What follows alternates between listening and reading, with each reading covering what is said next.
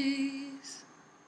Hi, Sheldon here again, and today I want to talk about must-dos. Now, what are must-dos? Must-dos are the softer way of talking about rules. Because for me, I think must-dos is a better understanding of what you need to do rather than what you have to do.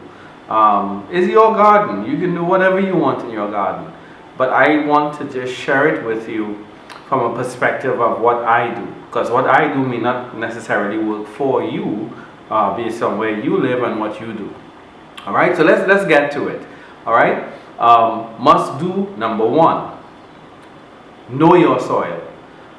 You need to know what you're putting in your soil, what you're doing with your soil, and what you're putting your soil into. So you want to make sure that your soil has proper drainage. You can put rocks at the bottom of them. At the bottom of the container, you can put PVC pipes with small holes drilled at the side for depth, for watering at a depth. To ensure that you get proper drainage. So you know your soil, and your soil can contain, like my soil, pro-mix, vermiculite, perlite, topsoil, and compost manure. Alright, so do that. Rule number two, know how much water you have. You need to know what, do you have water? Where do you live? You need to know what type of water you're using. Are you using river water, rainwater, pipe-borne water? If you're using pipe-borne water and you have a concern, relax. You can put that same water out in the night and the chlorine will dissipate by the next day. Alright? You want to make sure you have enough water for your garden, as regular as you wet your garden. Number three, let's move on to organics. What is an organic garden? An organic garden is a garden that uses homemade products and things that are natural to the environment. Alright, so you can use compost tea. That is simply putting the compost in the soil and wetting your soil. You can put compost into the soil itself. You can also use eggshells, great source of calcium. You can use, a variety of different sources to get your organic garden going, and we are doing an organic garden as well. All right, this young fella is Lemuel, and so he's relaxing with me. Rule number four, understand pruning. Why is that important? Why is that necessary? Why is that fundamental? And pruning is something that you want to ensure you understand so you don't damage your plant.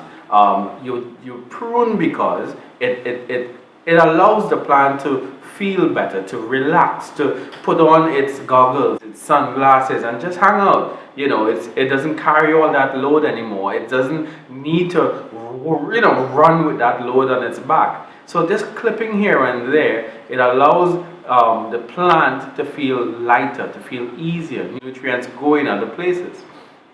The other thing too is that with the pruning process, you get rid of anything that is infected or infested, anything that can harm the whole plant. Alright, and pruning does that. Pruning can be very, very beneficial for the plant. So you need to do some research on pruning and see why that is necessary.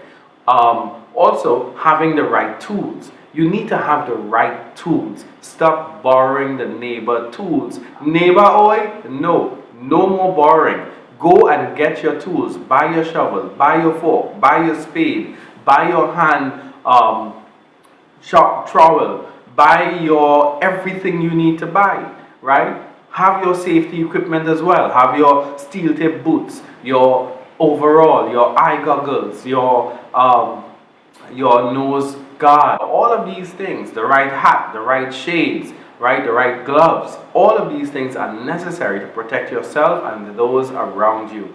Okay. Also, you need to select the right containers.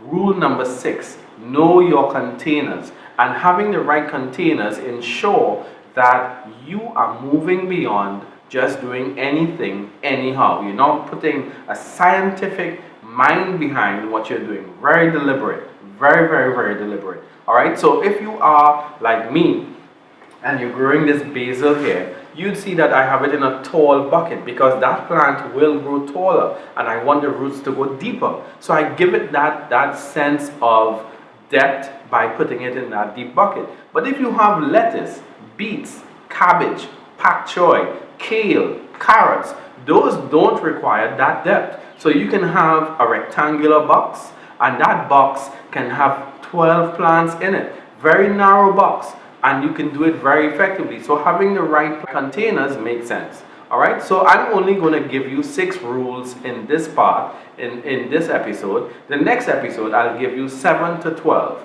Alright, it's too much information, and I don't want you watching this video all day. So listen.